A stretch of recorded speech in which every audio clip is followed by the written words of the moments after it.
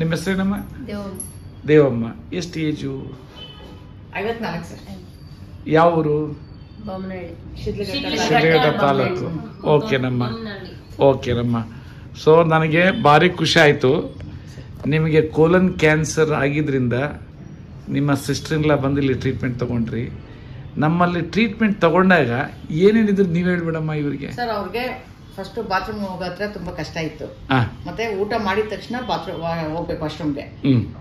ಎಷ್ಟು ಸತಿ ಊಟ ಮಾಡಿದ್ರೆ ಆ ಸತಿ ಹೋಗ್ಬೇಕು. ನೀರ್ ಕುಡಿದ್ರೆ ಏನೇ ತಗೊಳ್ಳಿ ಹೋಗ್ಬೇಕಾಗಿತ್ತು. ಆಮೇಲೆ ನಾವಲ್ಲಿ ವೈದ್ಯ ಇಲ್ಲಿ ತೋರ್ಸಿದ್ವಿ.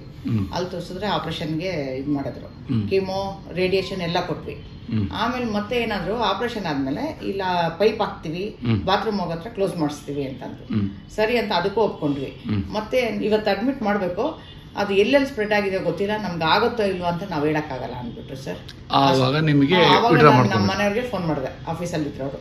ಅವಾಗ ಅವ್ರಿಗೆ ಹೇಳ್ದೆ ಈ ತರ ಮಾಡ್ತಾ ಇದಾರೆ, 1 lakh ಕಟ್ಬೇಕಂತೆ, 75 ತಗೊಂತಾರಂತೆ, 25 ನಮ್ಗೆ ಕೊಡ್ತಾರಂತೆ ಹಾಸ್ಪಿಟಲ್ ಒಳಗಡೆ ಆಪರೇಷನ್ ರೂಮ್ಗೆ ಹೋಗಿ ಮತ್ತೆ ರಿಟರ್ನ್ ಬರೋದಿಕ್ಕೆ ಅಂತಂದ್ರು. ನಮ್ಮ ಮನೆಯವ್ರಿಗೆ ನಾನು ಬರೋವರೆಗೂ ನೀನು ಪೇ ಮಾಡಬೇಡ, ಒಂದು 5 ನಿಮಿಷ ಅಲ್ಲೇ ಇರೋ. ಮತ್ತೆ ಮತ್ತೇನೋ ಅವ್ರು ಬಂದ್ರು ಆಫೀಸ್ ಟೈಮಲ್ಲಿ ಬಂದು ಅವ್ರು ಮೇಡಮ್ ಹತ್ರ ಮಾತಾಡ್ರೆ, ಇಲ್ಲ ನಾವು ಹಂಗೆ ಕೊಡೋಕ್ಕಾಗಲ್ಲ ಆಪರೇಷನ್ಗೆಲ್ಲ, ನಾವು ಇರೋದು ನಿಮ್ಗೆ ಹೇಳ್ತಾ ಇದೀವಿ. ಅಲ್ಲ ಮೇಡಮ್, ನೀವು ಭರವಸೆ ಕೊಟ್ರೆ ತಾನೇ ನಾವು ಪೇಷಂಟ್ ಇದು ಮಾಡೋಕ್ಕೆ ಅಂದರೆ, ಇಲ್ಲ ಅದು ನಿಮ್ಮ ಇಷ್ಟ ನೋಡಿ, ನೀವು ಡಿಸೈಡ್ ಮಾಡ್ಕೊಳ್ಳಿ ಅಂದರು.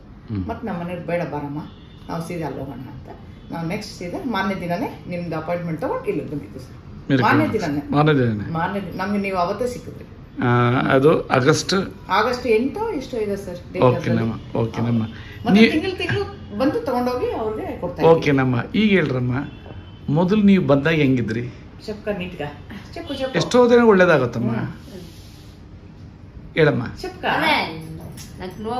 ತೆಲುಗಲ್ಲೇ ಹೇಳ್ರಮ್ಮ. ತೆಲುಗು నాకు నొప్పి మనిషి చాలా బాధ అదంతా ఉండే.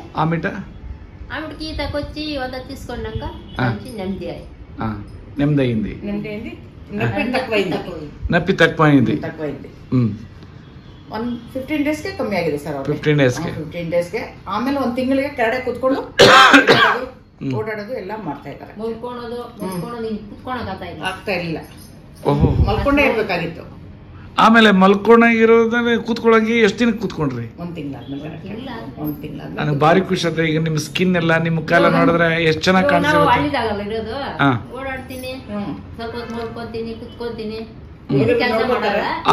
ಆಮೇಲೆ ಆಗಸ್ಟ್ ಇಂದ ಇದುವರೆಗೂ ನನ್ನ ಬೇಯಿಸಿದ್ದೇನು ತಿನ್ನಿಲ್ವಾ?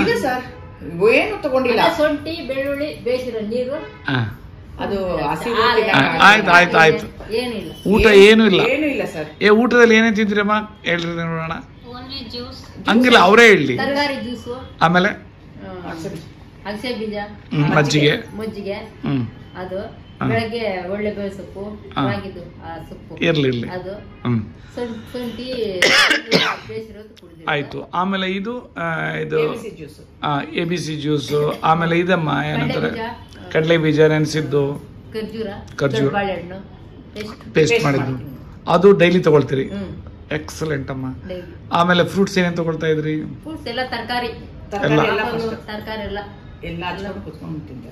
ಅದು ಎಲ್ಲ ಒಟ್ಟಲ್ಲಿ ಎಲ್ಲ ಏನು ಬೇಯಿಸದೇ ಇರೋದು. ಇಲ್ಲ ಸರ್, ಬೇಯಿಸೋದು ಇವತ್ತಿಗೂ ಕೊಟ್ಟಿಲ್ಲ ಪಾಪ.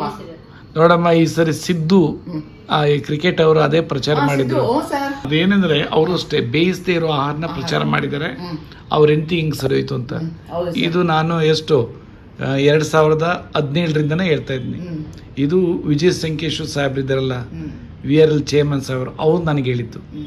ಅವರು ಯಾರೋ ಅವ್ರ ರಿಲೇಷನ್ಸ್ಗೆ ಫ್ರೆಂಡ್ಗೆ ರಾಥೋಡ್ ಅವ್ರಂತ ಸರಿ ಮಾಡಿದ್ದಕ್ಕೆ ಇವತ್ತು ನೋಡಿ ಅದು ಇನ್ನೂ ಎಷ್ಟು ಚೆನ್ನಾಗಾಯ್ತು. ಜೊತೆಲ್ಲ ಜಾನ್ ತಿರಿಗಿಂದ ಇದರಿಂದ. ಮತ್ತೆ ಲೆಮನ್ ಜ್ಯೂಸ್ ಡೈಲಿ ತಗೋಬೇಕು ಸರ್.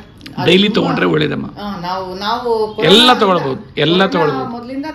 ಅದರಲ್ಲಿ ಅರಿಶಿನ ಒಂದು ಅರ್ಧ ಟೀ ಸ್ಪೂನ್ ಹಾಕೊಂಡ್ರೆ, ಆಮೇಲೆ ಬ್ಲಾಕ್ ಪೆಪ್ಪರ್ ಪೌಡರ್ ಹಾಕೊಂಡು ಇನ್ನೂ ಚೆನ್ನಾಗಿ.